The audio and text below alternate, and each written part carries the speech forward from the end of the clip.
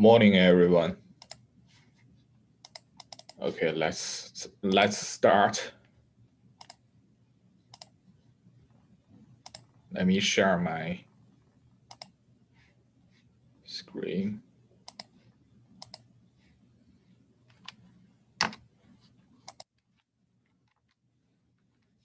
Today we will talk about core pipelining.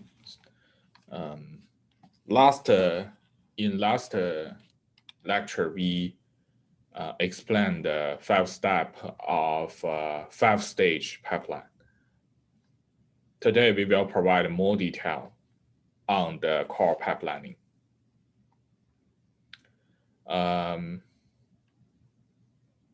Before that, I will summarize the midterm and the project one. So you can see this is the credit distribution of our, midterm.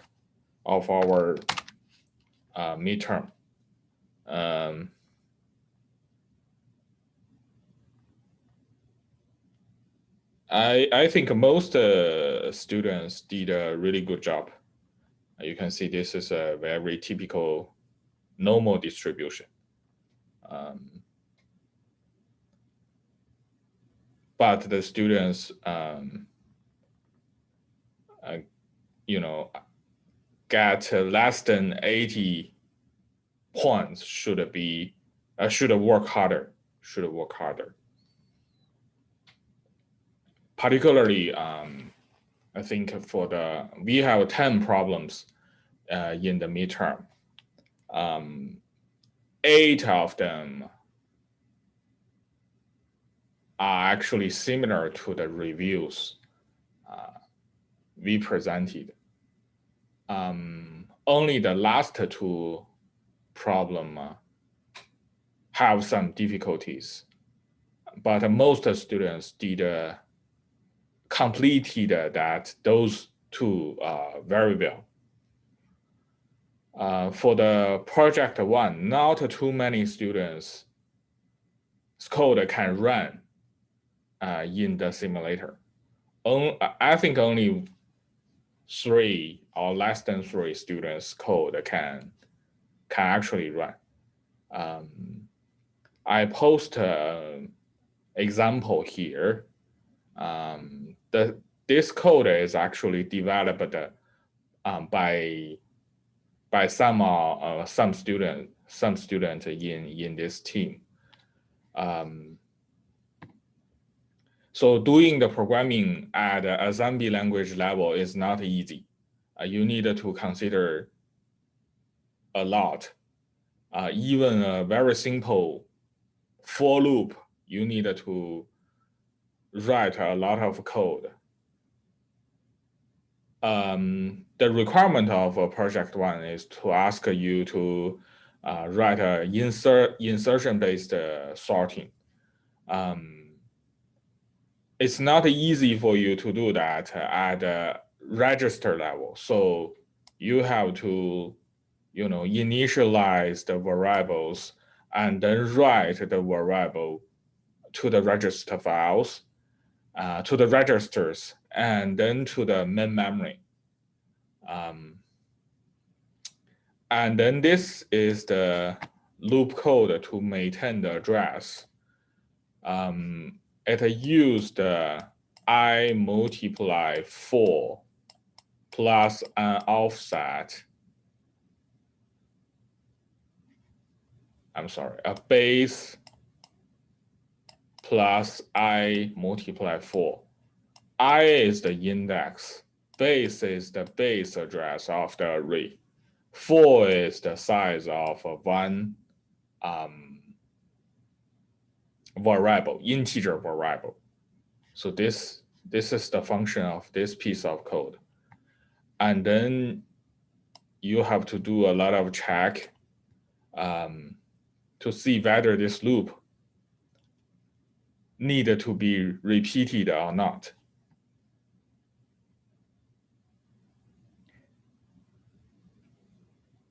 And then you load the current ongoing variable from the main memory to the register file and then do the comparison. And then you move the data, whether you need to move the data. You load the data and store the data into the new position. This is the so-called insertion part. Even after this loop, you need to do some cleanup job to finish the sorting.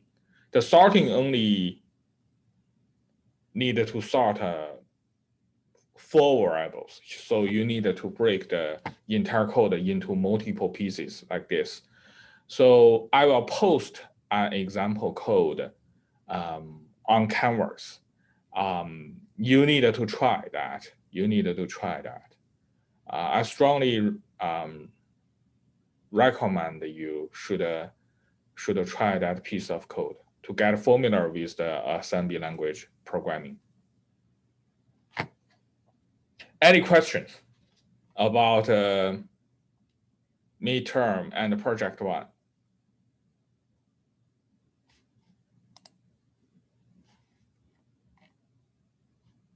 If you have any question, you can email me or ask me in our class.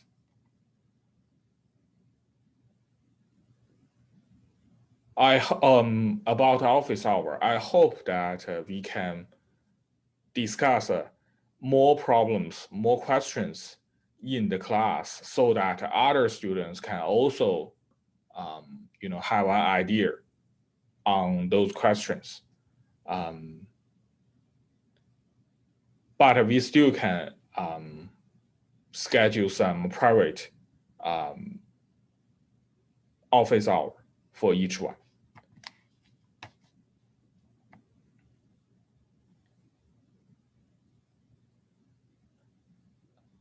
So previously, I set the midterm as a quiz in the Canvas, but I found that will introduce a lot of problems. So I delayed that quiz and add a new assignment. And I input all the results of your midterm into that assignment section. So if you find any problem, any questions, you should email me. If you have any question about your midterm result, you should email me. So the 5-stage pipeline can be broken into 5 stages: instruction fetch, instruction decode, execution and write back, and memory visit.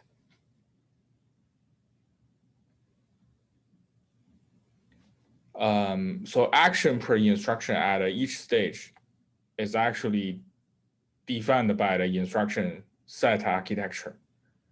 Microarchitecture will determine how the hardware implement each step. So in this lecture, we will talk about a lot of details inside each step. So the data path is actually the hardware components and connections to finish one computation, to complete one computation. The data path determines the static structure of the CPU.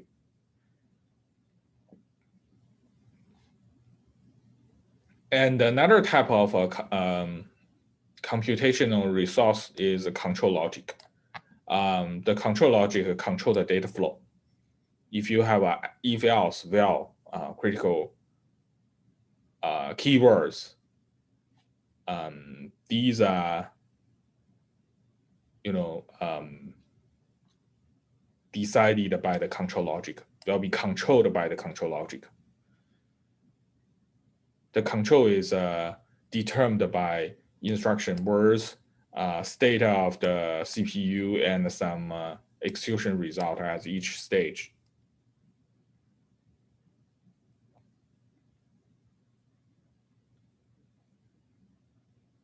So the data path is very important. The data path includes some major components and some peripheral components. Without the major component, the CPU cannot run. The major components includes instruction cache, data cache, register file, and some function units, which will actually do the computation, and the pipeline registers. Some peripheral components includes the reorder buffer, branch predictor, and a prefetcher, and the reservation stations. These are some advanced features for the CPU. Even without these advanced features, your CPU still can run, but at a low performance level.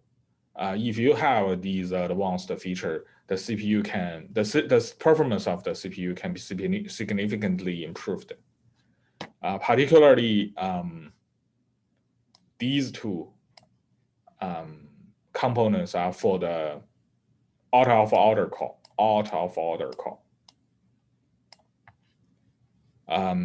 Branch predictor is used to predict some for loop, if else loop.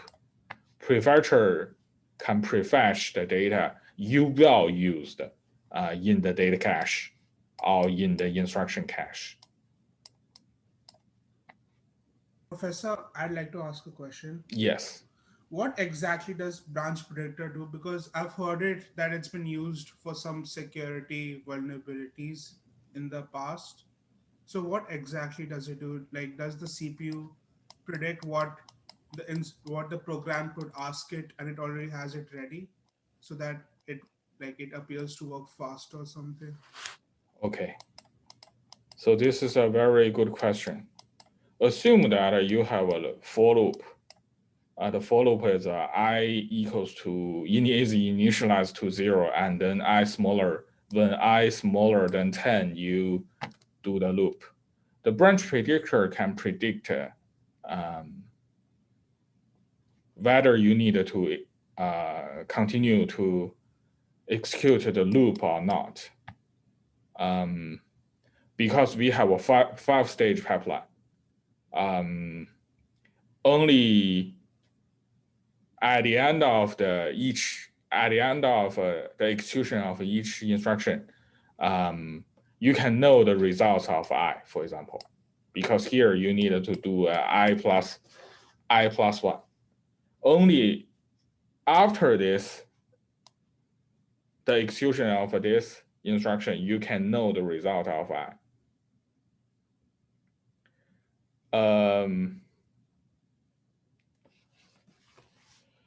But again, we have a 5-stage pipeline. Let me give you an example.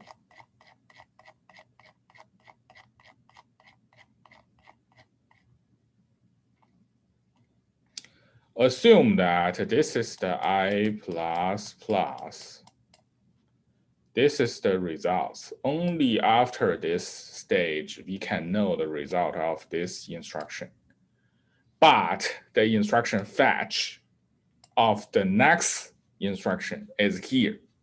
So how can I know the I value? How can I know the value of I or the result of this instruction when I was here? That's impossible, right? You have to, take a guess. You have to do some gambling in order to make your pipeline full. Otherwise, you have to execute this instruction here. Only you know the result of I, you can decide whether you do the loop, you run the loop, or jump to the end of the loop, right? So, but you don't want to do that because you will have a lot of bubble here. So in this case, you are very happy to do some gambling. You just guess, I will take this branch. I'm sorry. I will continue to do the loop. So I fetch the instruction of the first instruction inside that loop and then do the execution. If you are wrong, maybe at here, you know the result in this time step, you know that you are wrong. You have to cancel all the results, all the instruction execution here. You have to clear your pipeline. So this is the penalty when you do the gambling and you take a wrong guess. This is the penalty. The gain is that if you are right, then you need to do nothing. You just continue to do the execution. The pipeline itself can maintain a very good utilization. The pipeline can be always full, 100% full. Did I answer your questions? Yes. Is branch prediction entirely software based? No, it's a hardware based. Okay. It's a transparent to software. All right. Thank you.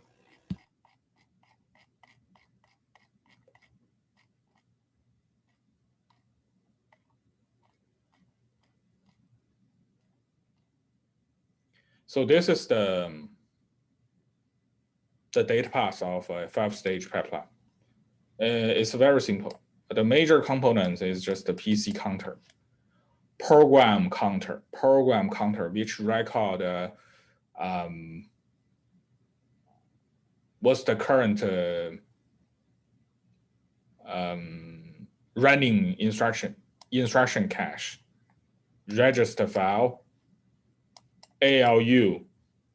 This is a mask, and the data cache. So you can see the pipeline data path is very simple. It has only 1, 2, 3, 4, 5 important components.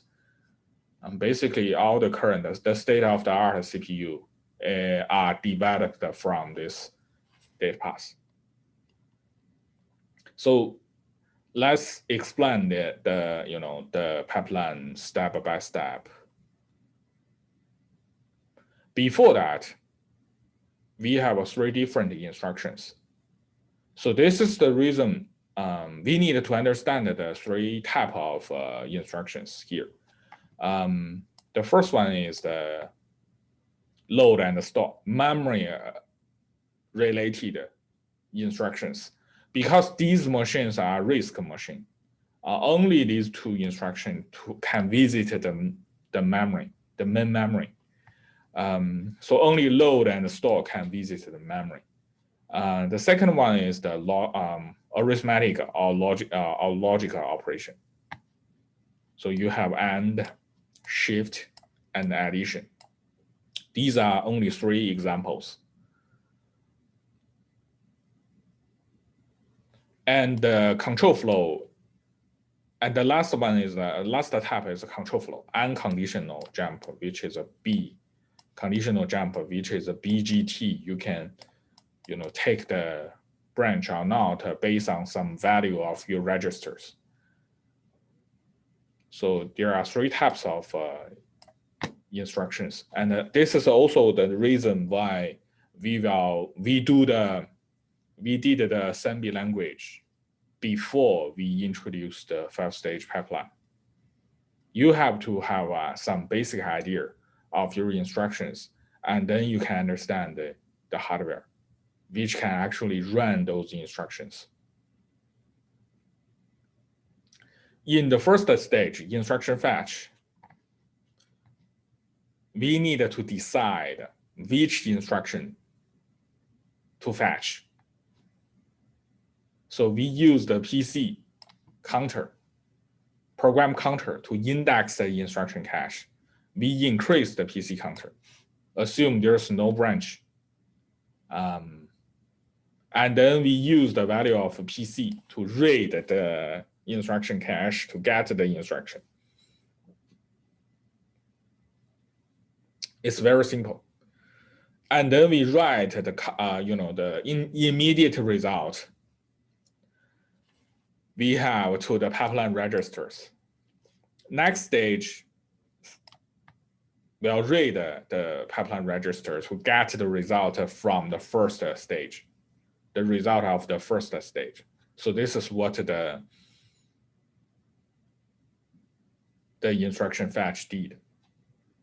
So we first increase the PC.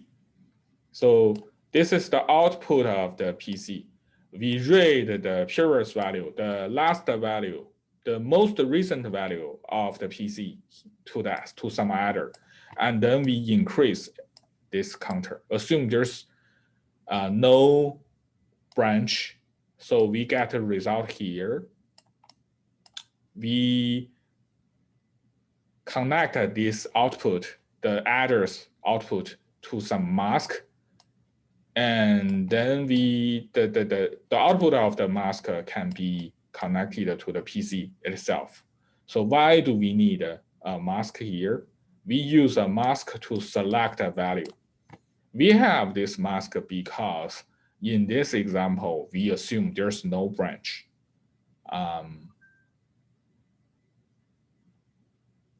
But actually, in the real machine, we have some branch.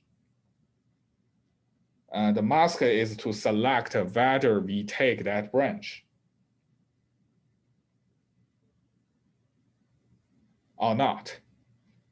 So in this example, we assume we don't take the branch, so we directly use the result from the adder.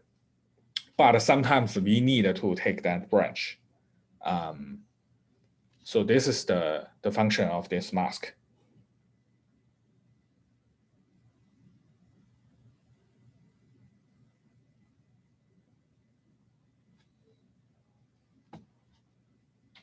And after we have the program counter value, we can use this value to read the instruction cache here.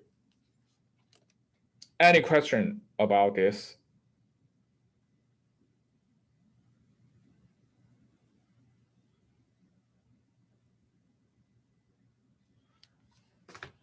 Okay. And then we get the instruction. Because we have the address of the instruction, we have the cache of the instruction. We use this address to read this cache, and then we can get the instruction here. Ins is short for instruction, not Instagram. And then we write this instruction to some temporal register. This temporal register is a so-called pipeline register, so that the next stage can read this instruction from this pipeline register. And we also keep the PC plus the constant offset to the pipeline register here. Why? Because if you have some branch predictor, you can make a mistake. If you make mistake, you need to clean your pipeline, clean up your pipeline. You need to flash all the wrong instruction you shouldn't execute. This value can help you to do the rollback. This value can help you to understand which position you need to roll back to. And also this is the, the branch, if you have some branch, this is the target indicate the branch address here. We will explain the branch address in the following stages.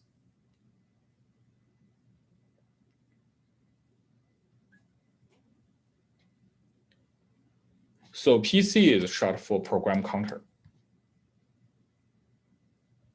Different machine may add a different offset to the PC. When you're executing a 64-bit ARM instruction, the offset is 8. When you're executing a 32-bit, the offset is 4. how to calculate this offset. The answer is simple. I'm sorry. We need to calculate something like this.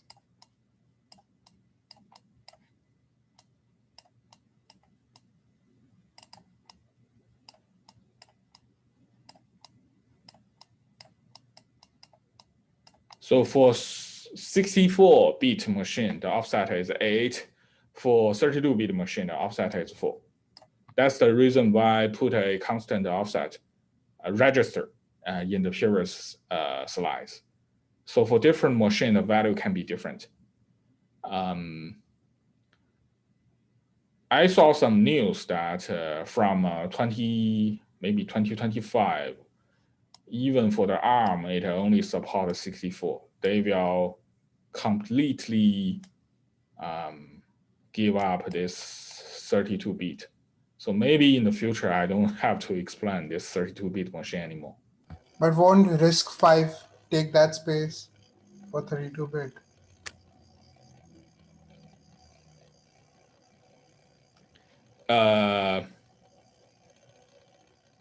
For like smaller devices. Yes, that's right. Like wearables, etc. That's right.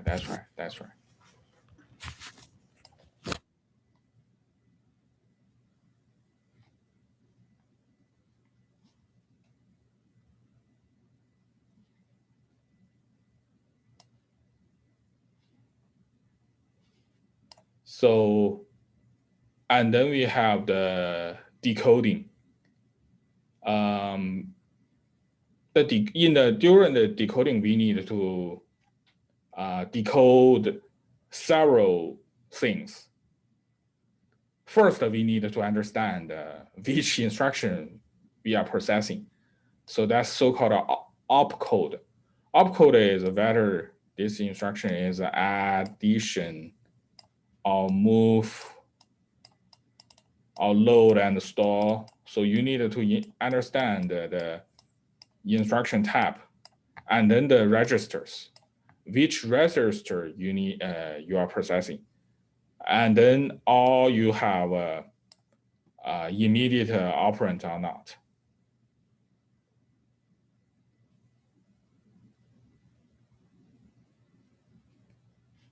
And we still need to keep the PC plus the constant offset to the pipeline register, store this value to the pipeline register, because the next stage will also use this value.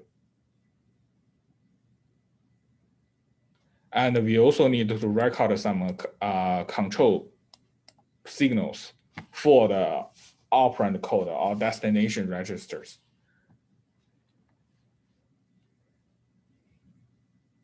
So this is the pipeline register we have from the first stage, the instruction fetch stage. And then we decode the instructions. We decode the operand first, which instruction you are executing. And then we decode the register names, register 1 or 2. And then you can use the name to read the value of the registers. And you can store the data value of the register to the next stage pipeline register.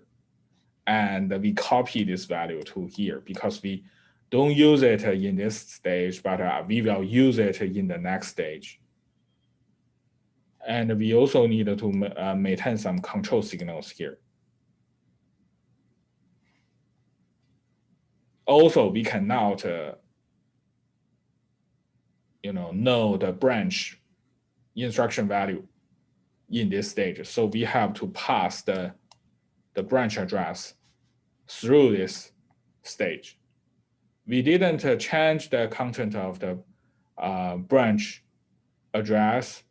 We cannot update the value yet.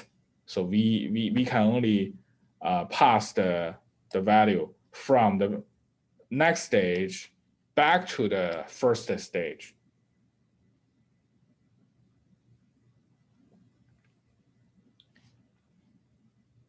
Also, we have to, receive some data from the write back stage. The write back stage can write some values to the register files. But again, these are not the job inside this stage. This stage is very simple. We decode the instruction.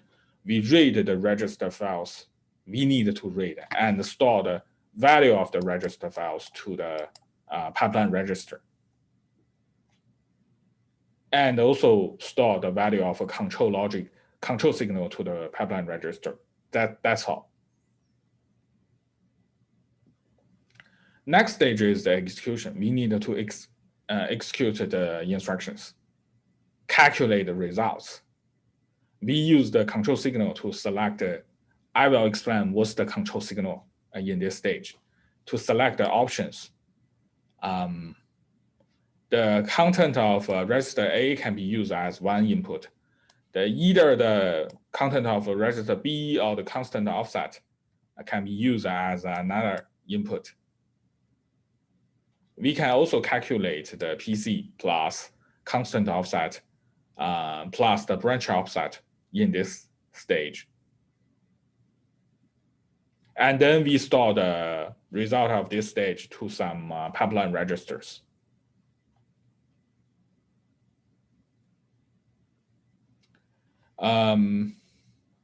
Again, in the previous stage, we decode the instruction. We put the register A as one input for the ALU. What does the register B and the control signal mean? So, for example, we have two different types of addition. One addition we use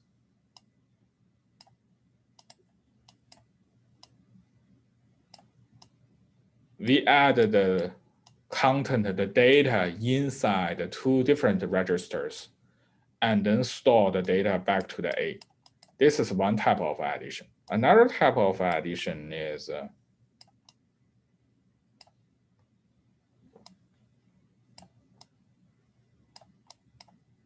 I'm sorry. This is for example, this is a 5.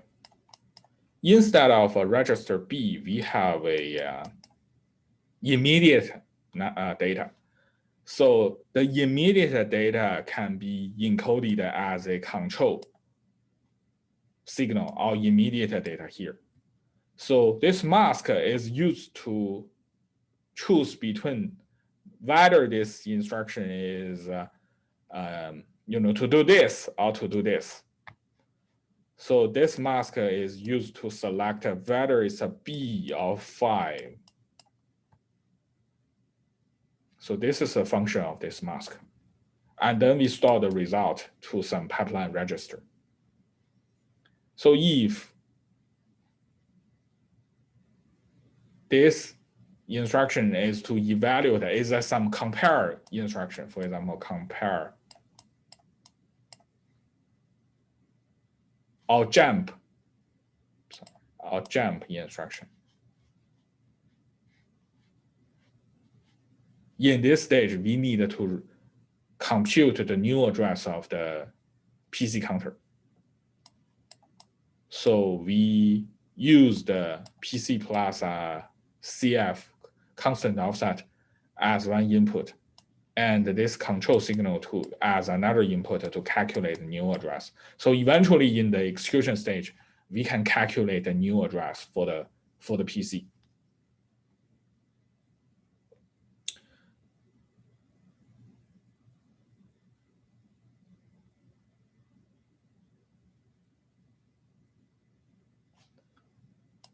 Or we directly store the value of register B here.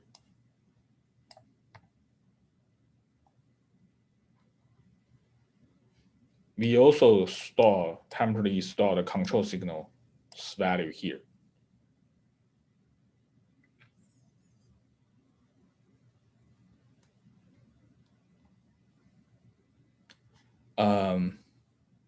So in this execution stage, we need to handle multiple types of instructions. we have 3 types of instruction, right?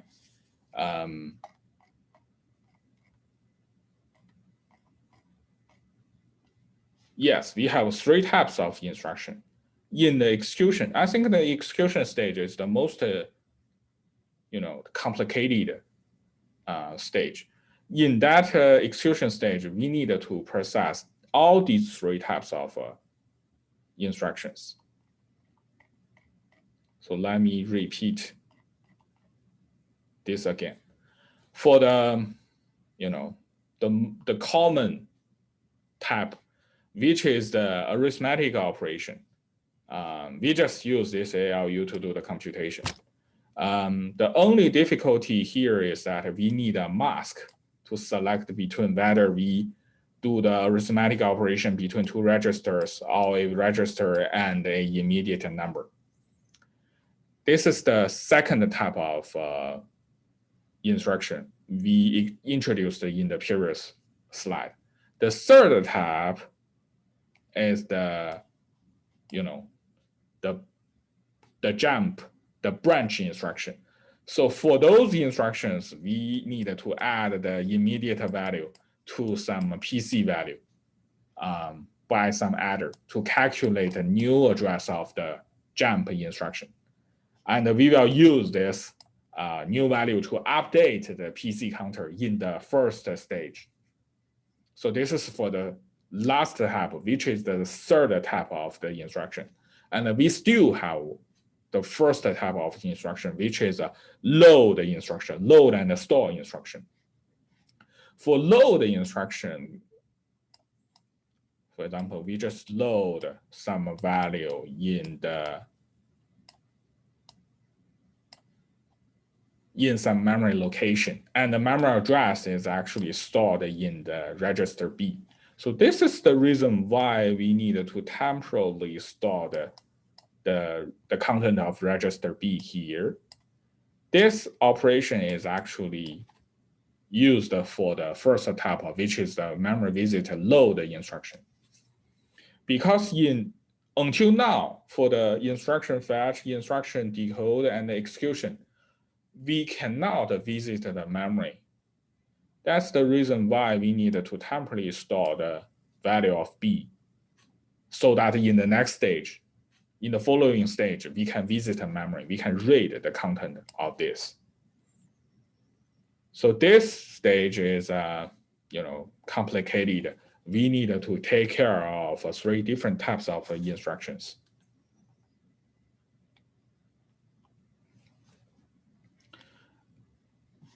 And then the stage 4 is our operation. I'm sorry, the memory visit. Eventually we can read the memory. Again, we store the register B value, so we can do the load and all the store. We also have write enable, read enable signal from the opcode, whether this instruction is a memory visit. Only 2 type of instruction can visit, only 2 instruction can visit the memory, which is a load and store, that's all. And then we can write the value of the memory we load from the memory to the pipeline registers.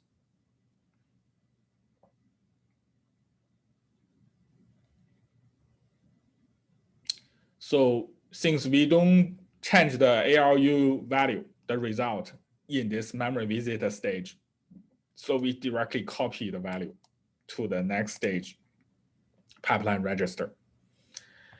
And then we can, use the load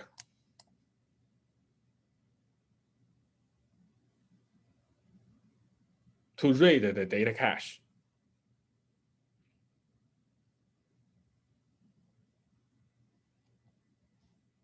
And store the value we read from a memory to here.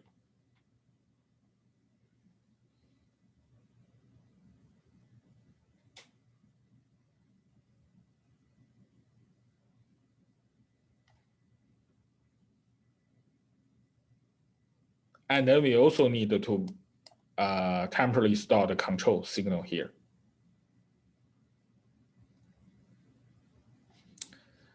since we have already calculate the neural address, if this is a a branch address, if this is a branch address, we have already calculated the value of the branch address. We can write back. Eventually, we can write back at this stage. In this stage, this is only for the branch instruction.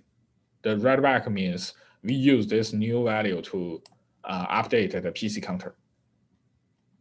So you can see that we have a lot of target signal. Eventually, in the stage 4, we know this is the time we can do the write back for the branch instructions. But for all the other write back, all the other instruction write back, we will do that in the write back stage. So the write back stage will write the loaded data to the destination register for load, and the write back the result, ALU result, for example, addition result back to the destination register. And we also have some control signal to enable the write happen.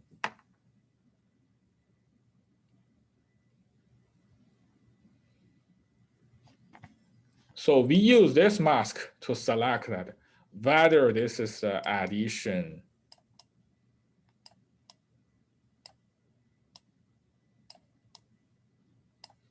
or a load.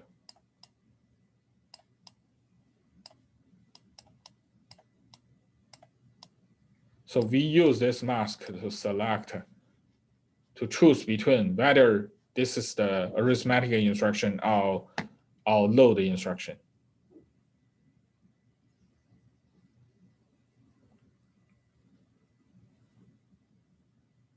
And we also have some control logic to select the destination register. The so-called destination register is these A's, the register which can store the data. And then these two values will be written to the registers here. So you can see these are the actually where the actually write back happened. And these two values will be directly written to the register file.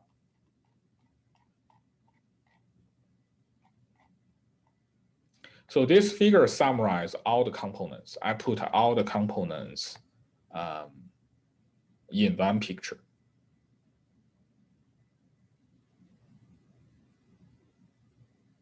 I think the most difficult one is this stage, because in this stage, you need to handle 3 different types of instructions. And you can see that the pipeline can significantly increase the throughput of instruction. And this is so-called instruction level parallelism. But the pipeline also introduced some overhead. These are the overhead. These are the pipeline registers. You need to temporarily store a lot of register content.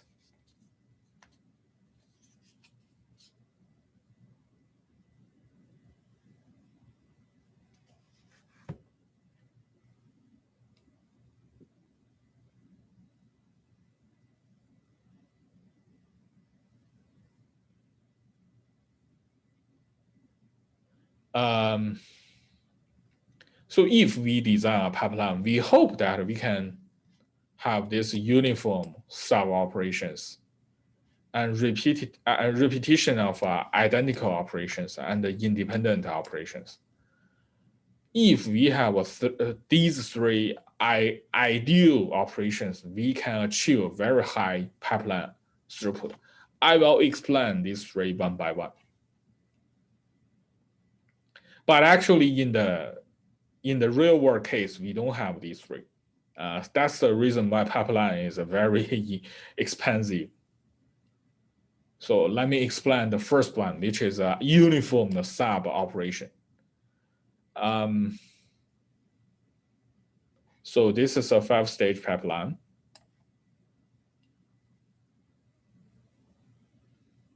We hope that each pipeline is, for example, 5 cycles. The pipeline rate is decided by the slowest stage, because all these stages are 5 cycles, so they are equally slow. And the pipeline rate is, we can use this 5 as pipeline rate. This is so-called a uniform sub operation. This is the ideal case. But unfortunately, some are faster, some are slower. For example, these two are slower. They take 9 units. Without a pipeline, we have to sequentially add these values, which is a 31, right? With the pipeline, we have to use the slowest, which is the maximum latency. This is 9. So this is speed up. How to calculate the speed up? You should revisit the Amdahl's law. But this is a speed up. The question is, can we do better? Yes. The answer is yes. Because in this case, we just do a very classical 5-stage pipeline. We can further break the pipeline into sub-operations to form a deeper pipeline, so-called deeper pipeline. So we can further break the whole thing into 11 stage like this.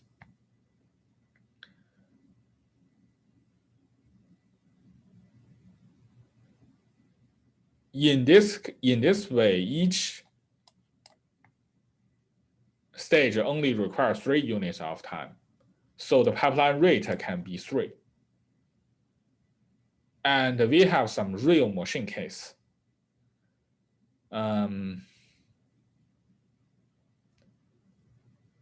This is an AMD machine. It has a lot of pipeline stage. This is a MIPS machine. It has only 5 stage.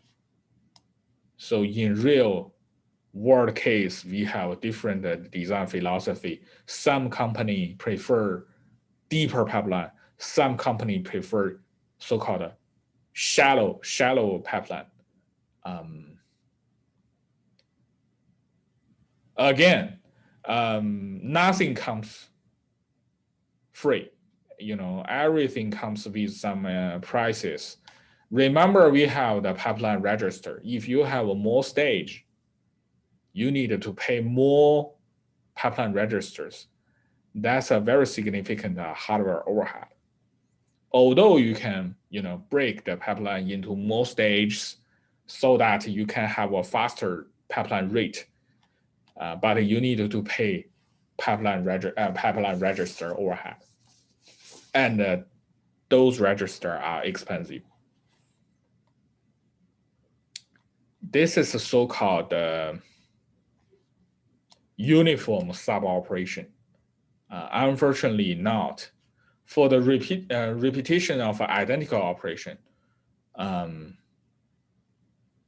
actually not.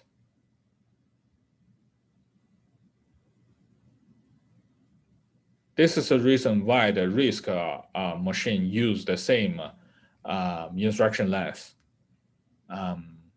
They cannot guarantee they are identical operation. They can only guarantee the instruction lengths are the same. And it's impossible for you to only use one type of instruction to write the entire program. So the identical operation, we cannot achieve that. The last one is the independent operation. We hope that there's no independency between instruction. Again, that's impossible. So in the real world case, we have 3 different types of data dependency. And we have also the control dependency. Control dependency is simple, means the branch if else, for loop. the data dependency is complicated. We have read after write,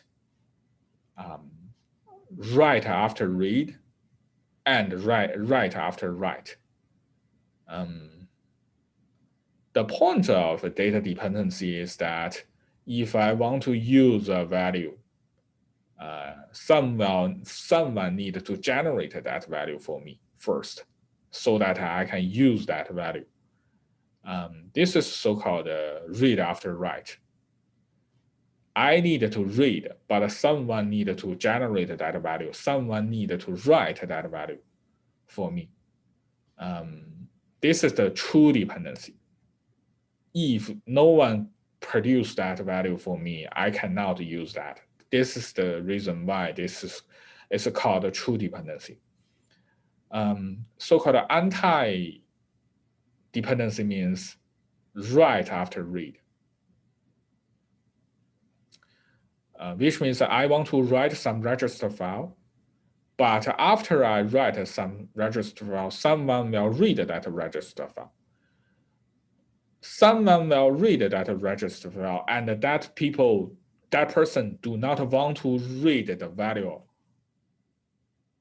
I generated. He or she want to read the value, the old value, the purest version of that value.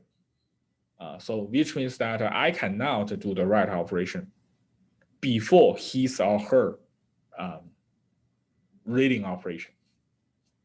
I have to wait until she or he complete that reading operation. And the last type of dependency is so-called write after write. Again, we need to guarantee that only the latest result should be put into the register file. So we need to maintain the order. We cannot use a old value, a outdated value to cover the latest value. That will generate an error. These two dependency can be solved by scheduling, can be solved by register renaming. But we cannot solve this type of dependency because this is the true dependency. Someone need to generate the value so that the other guy can use that value. This is the only true dependency. As you can see, the dependency analysis is done by the compiler. The compiler can do this for us. First, they can pick up the true dependency and then the anti-dependency and then the write after write. So this is the dependency analysis for only one line code. In this one line code, we have these many dependency. You can see that the dependency problem is very common.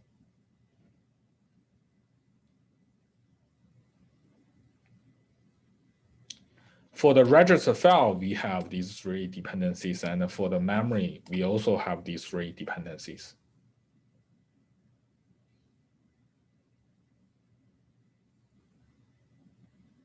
In this lecture, we will not emphasize the solution of these three dependencies. We will just explain these three dependencies will have a negative impact on our pipeline design.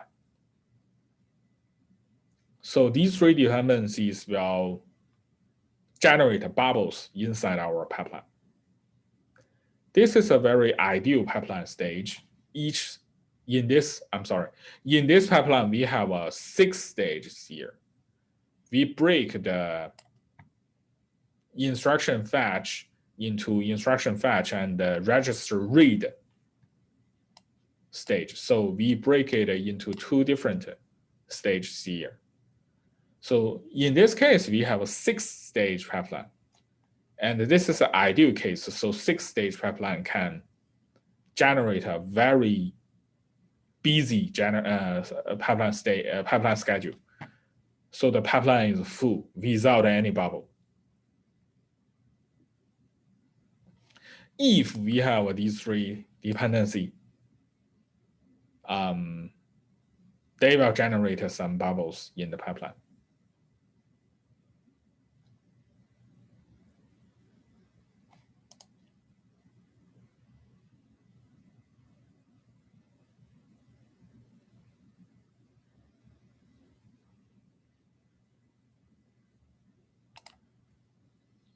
For example, this is a true dependency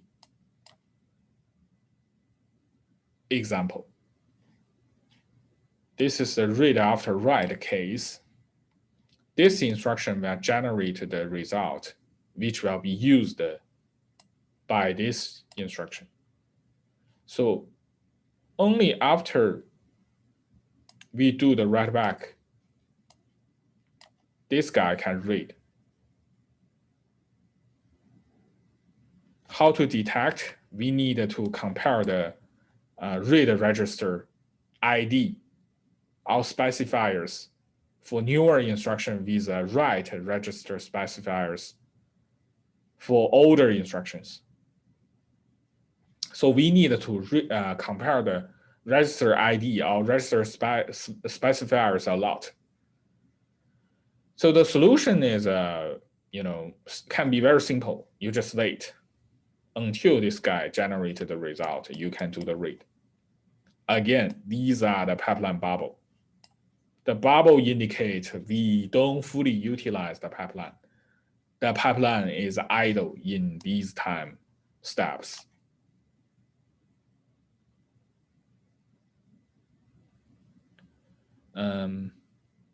Actually,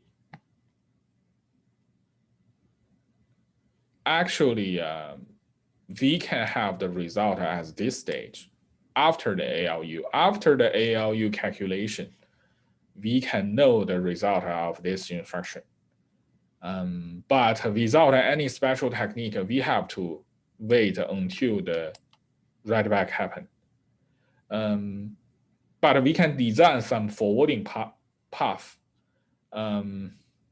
We can forward the result from the memory visit step.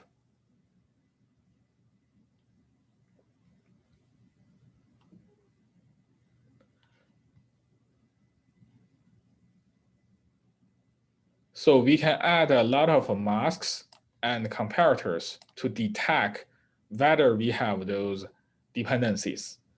If we find we have a dependency and we find you have that result as this stage, at the memory stage, visit stage, we can directly do the forwarding. We don't have to wait until the write back happens. Again, these masks and these comparators are overhead. So you can have more advanced so-called architecture technique to solve your problem. But these techniques also introduce a significant hardware overhead. And these hardware overhead is actually on the critical path, which can reduce your frequency. If you have a lot of these stuff in your critical path, potentially they can reduce your frequency. Again, if everything is connected in this lecture, if you have a deeper pipeline stage, which means you have more pipeline stages, you need a lot of these. Each stage needs some of these. If you have a deeper pipeline, you need more of this.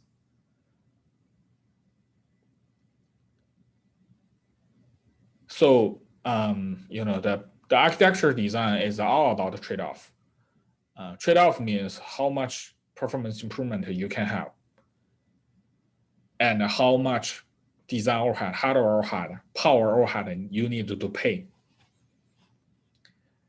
And we also have some control. Dependency. Remember, we do the branch address update in the memory stage. We have this in our previous slides. So in the memory stage, we can solve this new address new branch address problem. You can check this target signal in our previous lectures and in our previous slides. So if we have that control dependency, we have to wait the instruction fetch here until here. So if we have a lot of branches, the performance will degrade a lot. We calculate the cycle per instruction here. You can check. For this method, it's very simple to implement, right? Because you don't need to do any special operation, you just wait.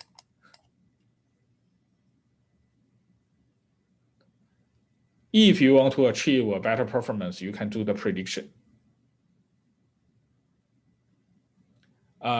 You can predict the so-called branch not taken means you will continue to do the loop. The so-called branch taken means you jump to the end of the loop. So in this way, they predict they will not take that branch, so that they will continue to do the next instruction. They will continue to do the next sentence in the loop. Do the instruction sequentially.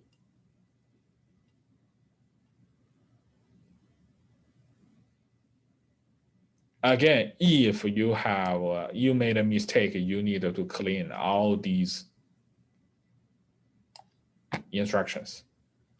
If you are correct, you are fine. You gain a lot of performance. If you made a mistake, you have to clean up the pipeline, delete all these instructions, and then redo the instruction fetch here. So these are the overhead.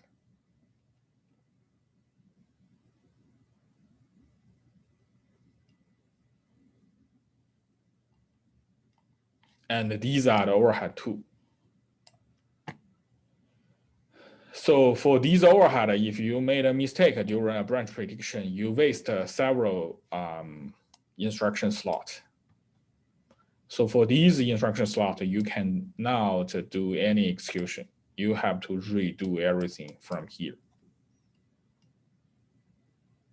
Any question? Any question about pipelining, about midterm, about project one? You can email me. I received some email from students to say they do now to understand the assembly language. They are not familiar with the rules of assembly language. My suggestion is that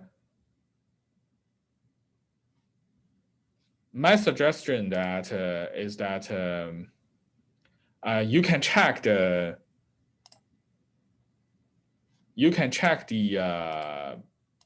examples inside the simulator.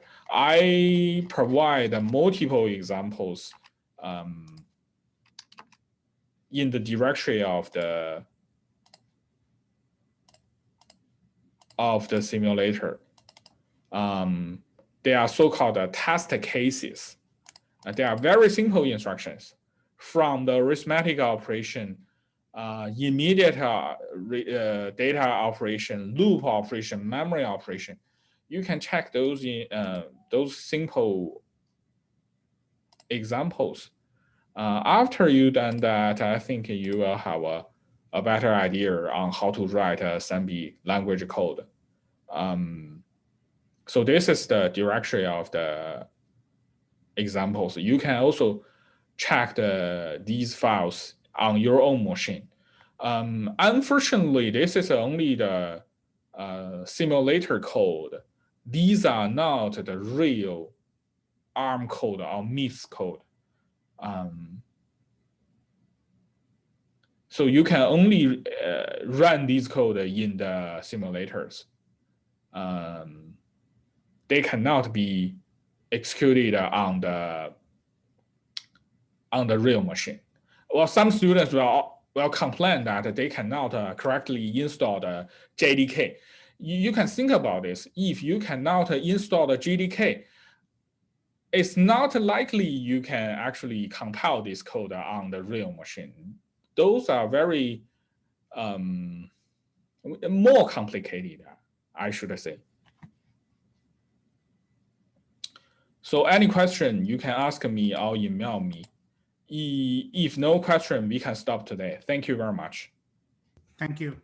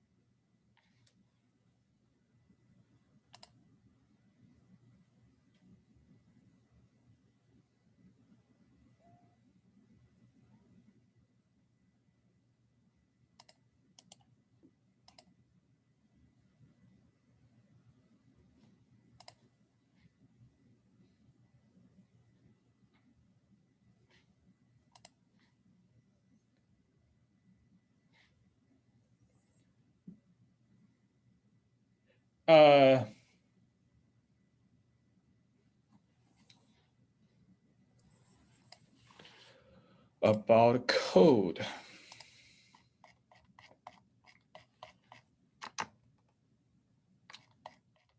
I will post the slide of this lecture on Canvas. You can also check the code yourself.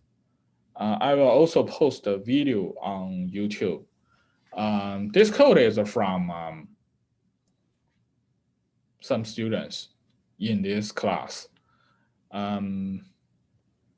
So the requirement of this problem is to ask you to do the insert sorting among only 4 numbers. Because this is a risk code, you cannot do that at a register level. You have to do that on the main memory. So you do some initialization here and store the value to the main memory. These are the initialization code. After the initialization, we jump to the for loop. For the assembly language, even a for loop is difficult. The for loop here can help you to calculate the memory address you will visit. The memory address you will visit can be viewed as the form of this. You have a base, the base will plus the index multiply 4. So this is the multiplication, and this is the addition of this one. So by this piece of code, you can maintain this memory address. The memory address can help you to read the data from a memory. Here you do the load. After you can I ask a question? Yes. Okay, so the base in this case is 0. That's right. That's right. Okay. Here you can do the load operation. After you do the load operation, you can do the comparison. If you need to do the insertion, you go to the val.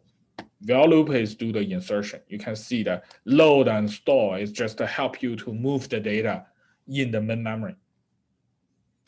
For example, you want to if we have the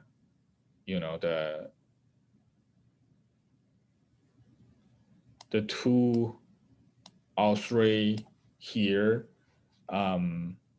if you want to insert data here, you need to move the and 3 to new positions. This val loop can help you to do that. Otherwise, if you just insert a new value here, the new value is 5. If you just want to insert a new value here, you don't need to do the loop. So this comparison and this jump instruction will help you to decide whether you need to move the data or not. After you do the movement, the data movement, you still need to do some cleanup here to finish the sorting. You can You can download the code yourself and try to run the code in your simulator step by step. Any question? No, I think I understand now. Okay, thank you very much. Okay, thank you. Bye.